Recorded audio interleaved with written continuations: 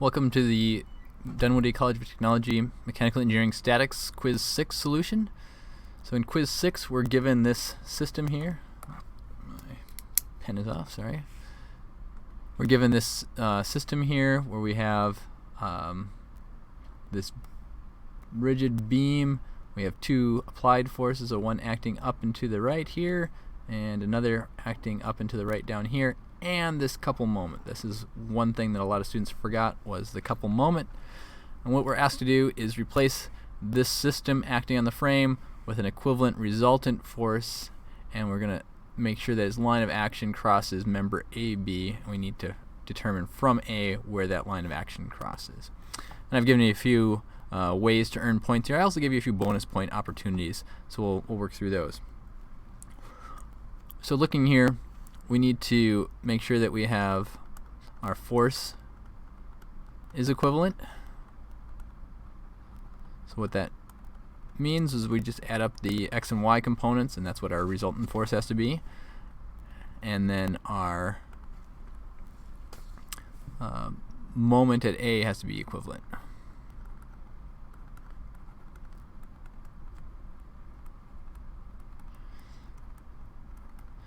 So we'll start with that. So our moment, this applied couple moment, comes into play in this bit here, and then the other piece is we're going to roll that into the whole discussion, and then these other two forces will resolve. So starting with let me label these. I'll call this force 1 and this one force 2. So F1 in the x direction, what we have there is 4/5 times 150 pounds. So that is 120 pounds. And that's to the right. F1 in the y direction, we get 3/5, 150 pounds. So we get 90 pounds there. So that was force 1. F2 in the x direction. So in the x direction we're talking about this component right here. Actually, it would really be acting at the top point here, since that's where a line of action crosses through, and this vertical force here, actually should have drawn on the other side, but that works. So F2x is going to be sine of 30 times our 50 pounds. So that's 25 pounds.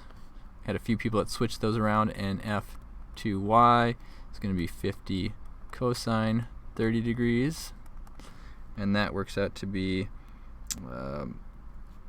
43.3 pounds. Alright, so where do we go from here? FR, this is the sum of force in x, it's going to be 120 plus 25, so 145 pounds. Sum of the forces in y equals 90 plus 43.3, so that's 133.3 pounds.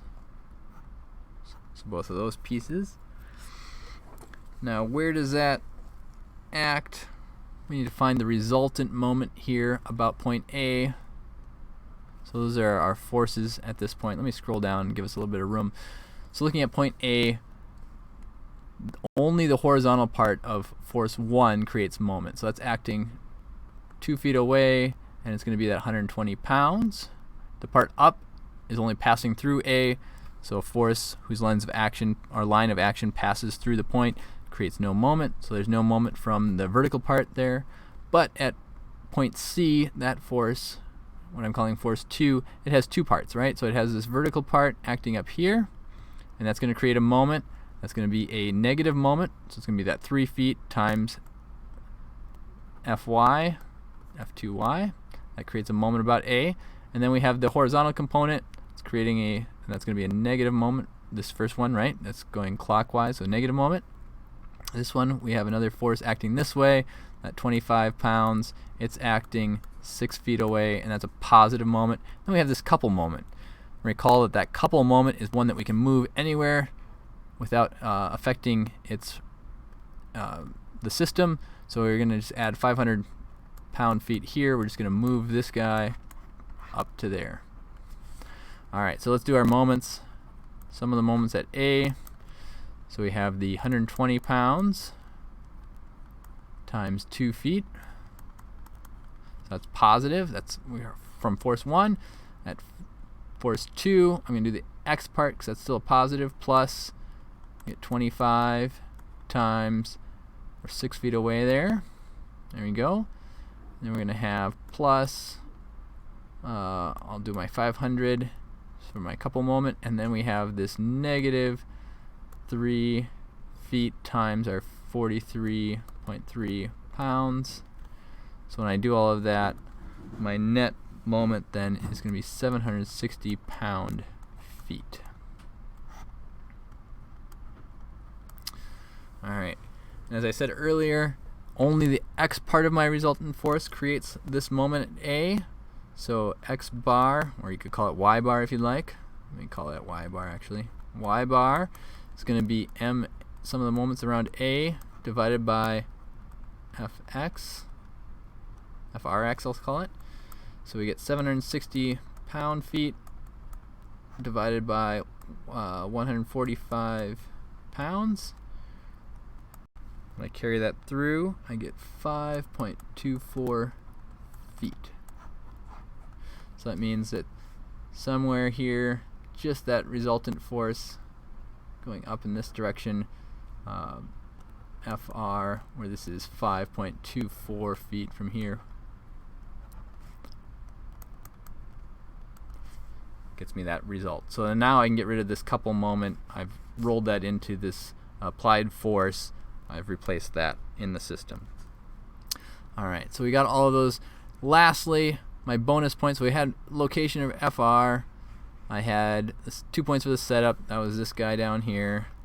I had my resultant moment about A. That was here. And X and Y components were here and here. So now bonus points. Just squeeze that in here. The magnitude of FR is going to be the sum of the squares of these, square root. So I have 145 squared plus 133.3 squared. So the magnitude was 197 pounds. And if I want the angle, so it's going to be the arctangent, one of my y component, which is 133.3 over 145. And that goes to 42.6 degrees, and that's going to be right there. So those are my 2 parts for the bonus. So again, what did we do? We consolidated this couple moment in with our applied force, try to figure out where that applied force should act to get both this couple moment and the moments from the actual application of the force. Its line of action has to pass through member AB at 5.24 feet down from A. So it could be acting, we could apply that here, we could apply it on the other side of the beam. We're not given the thickness of the beam, so that maybe doesn't really make much of a difference, but if we're down here, as long as that line of action passes through 5.24, we get the equivalent system.